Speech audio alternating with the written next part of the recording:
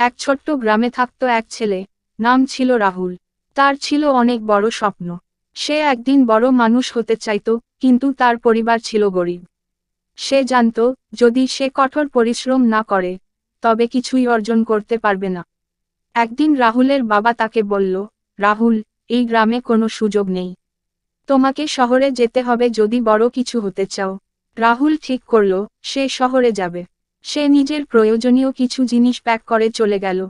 শহরে গিয়ে শুরুতে তাকে অনেক কষ্ট সইতে হলো। তবে সে হাল ছেড়ে দেয়নি। একদিন এক বড় ব্যবসায়ী তাকে দেখে জানতে পারল তার কষ্টের গল্প। ব্যবসায়ী তাকে সাহায্য করলেন এবং তাকে কাজে নিয়োগ করলেন। বছরের পর বছর কঠোর পরিশ্রম করে রাহুল তার স্বপ্নের দিকে এগিয়ে যেতে থাকল। একসময় সে নিজেই একটা বড় ব্যবসায়ী হয়ে উঠল।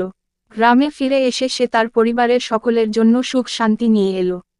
রাহুল বুঝেছিল, স্বপ্ন পূরণের রাস্তা কখনো মসৃণ হয় না, কিন্তু কঠোর পরিশ্রম এবং আত্মবিশ্বাস মানুষকে তার লক্ষ্যে পৌঁছাতে সাহায্য